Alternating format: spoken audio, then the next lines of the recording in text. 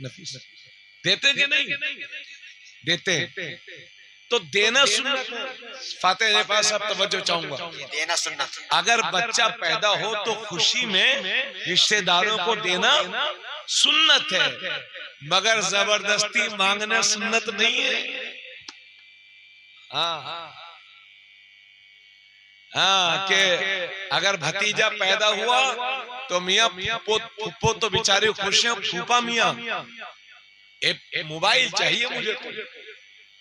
हाँ, दामाद भाई, दामाद साहब, अरे ससुराल में लड़का पैदा हुआ है, 50,000 पूरे चाहिए।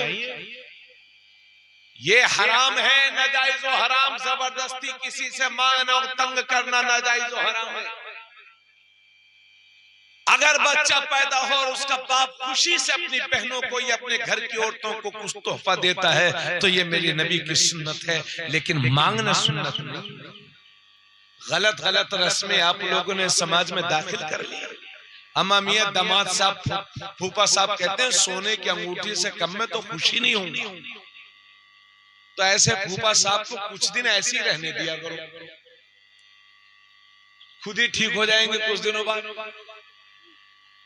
हाँ, ये आपके यहाँ चलता कि नहीं चलता भाई?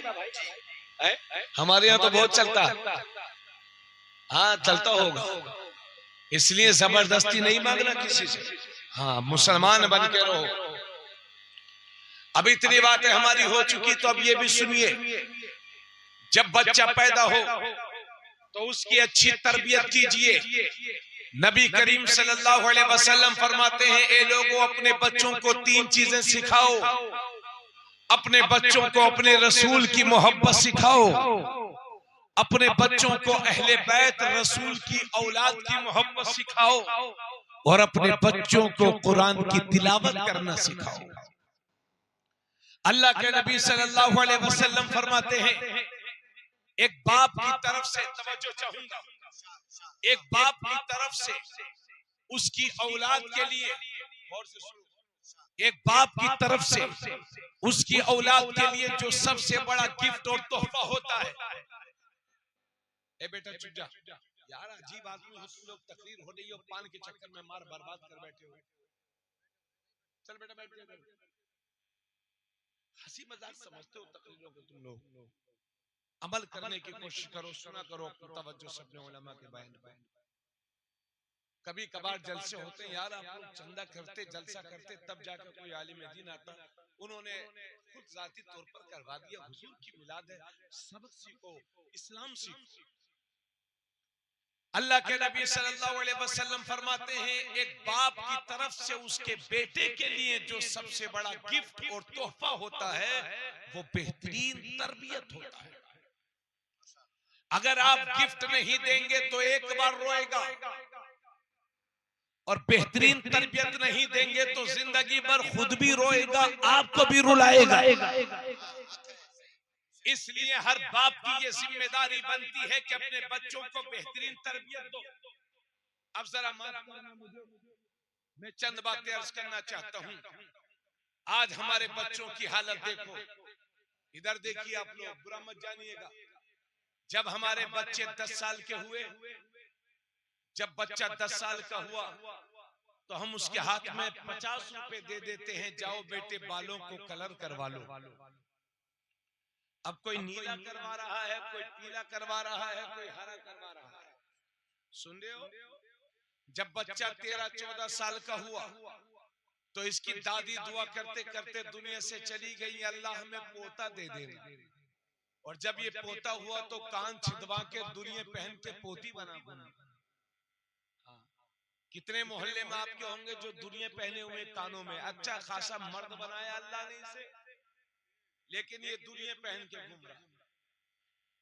हाँ, अरे होंगे, हाँ वो है हीरो। निकाल देना बेटा कल को, हाँ निकाल देना कल से। किसी को मैं जलील नहीं कर रहा हूँ, मेरा मकसद ये नहीं है कि आपको मैं शर्मिंदा करूं। हुजूर की तालीम सुनो और मेरी बात तवज्जो से सुनो। 15 साल के हुए हमारे बच्चे तो हमने 50,000 रुपए का मोबाइल लेकर के दे दिया, जाओ बेटे घूमो। अब ये 50,000 रुपए का मोबाइल जेब में रखा है, 18 साल का हुआ तो 1 लाख की मोटरसाइकिल खरीद दी। अब मियाँ 1 लाख की मोटरसाइकिल पर बैठे हुए हैं और 50,000 रुपए का मोबाइल जेब में है, मुंह में 2 4 5 गुटके दबाए हुए हैं, हाथ में कड़ा पहने हुए हैं, फटी हुई पैंट पहने हुए हैं। यानी न छोटे पर शफकत का पता है, न बड़े का अदब पता है, न उलमा का एहतराम जानते हैं, न माँ बाप की फर्माबरदारी करते हैं। यानी आलम यह है, यानी चेहरा देखकर नहीं लगता ये किसी मुसलमान।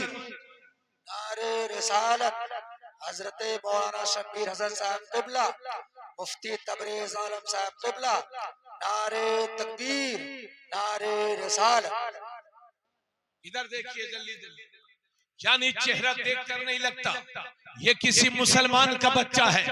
वज़ा में तुम हो ना सारा तो तमद्दुन में हुनूद, ये मुसलमान है कि जिन्हें देख के शर्माए यहूद। आज मेरी कौम के बच्चों को ये तो मालूम है कि बालों में कट कितने तरह के होते हैं, लेकिन सुन्नत रसूल ये दाढ़ी है। भूल गई मेरी कौम सुन्नत को, यानी बालों की कटिंग के बारे में तो मालूम है, लेकिन नबी की सुन्नत के बारे में मालूम नहीं है। इसी नेपालगंज में बुरा मत जानिएगा, कितने बच्चे ऐसे हैं जो हाथ में कड़ा पहने घूमते हैं, कोई टैटू बनवाए घूम रहा है, कोई जंजीरें पहन कर घूम रहा है। यही सिखाया था तुम्हारे नबी ने, हमारे नबी ने हमको। और आलम यह है कि नाम भी 2-2 रख रखे हैं, अच्छे खासे नाम। किसी का नाम राजू है, किसी का नाम गुड्डू है, किसी का नाम पप्पू है, किसी का नाम शानू है, किसी का नाम मुन्ना है। ये नाम इसलिए रख रखे हैं ताकि अगर इमरजेंसी जरूरत पड़ जाए तो ये वाला नाम बता करके साइड से निकल करके चले जाएं। ये हाल है हमारा। अल्लाह तुम्हारी जानो माल की हिफाजत करे। नेपालगंज के मुसलमानों, अल्लाह आपकी जानो माल की हिफाजत करे, मेरी भी जानो माल की हिफाजत करे।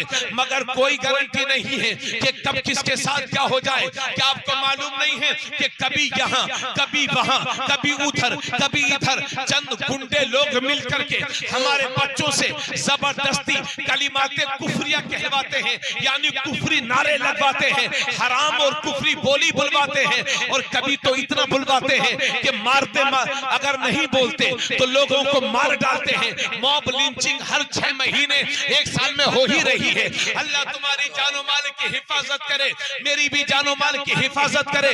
मगर मेरी कौम के लोगों, अपने बच्चों को ये नसीहत किया करो कि बेटे जिंदगी की आखिरी सांस तक अपने ईमान पर कायम रहना, चाहे जितनी भी बड़ी कुर्बानी देनी पड़ जाए दे देना, मगर अपने ईमान का सौदा न करना। और ए लोगों, मैं खुदा का वास्ता दे करके कहता हूँ कि जिंदगी की आखिरी सांस तक ला इलाहा इल्लल्लाह पे कायम रहना, ईमान पर कायम रहना। क्योंकि अगर मौत का वक्त नहीं आया है तो कोई मार नहीं सकता, और मौत का वक्त आ गया है तो कोई बचा नहीं सकता। मगर जिंदगी की आखिरी सांस तक ला इलाहा इल्लल्लाह बोलते रहना, क्योंकि इसी हालत में अगर मर भी जाओगे तो शहीद कहलाओगे और बच जाओगे तो गाजी कहलाओगे। नारे तकबीर, हाथों उठाकर इस्तेमाल करें। नारे तकबीर, नारे रिसालत, तहफ्फुज़े नामूर रिसालत, मुफ्ती तबरेज़ आलम साहब क़िबला, इस्लाह मुआशरा, इश्क मोहब्बत, इश्क मोहब्बत। इसलिए अपने बच्चों को ये सिखाया करो कि बेटे, बचपन ही से अपने बेटों की आदत डलवाओ कि बेटे बेटी झूठ नहीं बोलते। इस्लाम में नमाज फर्ज है, अपने बच्चों को ये सिखाओ कि बेटे नमाज नहीं छोड़ते, बेटे हराम नहीं खाते। हमारे बच्चों को देखो, अरे मैं गलत बोल रहा हूं? यानी चेहरा देख के नहीं लगता ये किसी मुसलमान का बच्चा है। ये हालत है हमारे बच्चों की। जो कौम अपनी पहचान भुला देती है, जमाना उसे मिटाने की कोशिश करता है। मुसलमान हो तो फिर मुसलमान बन के जिए। और एक मसला भी सुन लो, ये उलमा बैठे हैं, हजरत हाफिज कारी शब्बीर साहब भी तशरीफ ला चुके हैं, जो आज के मुकर्रिर खुसूसी ही नहीं बल्कि हर दिन के मुकर्रिर खुसूसी। हर दिन उनका जलसा रहता है माशाअल्लाह। मेरे बाद तकरीर करेंगे इंशाअल्लाह, लेकिन चंद बातें आप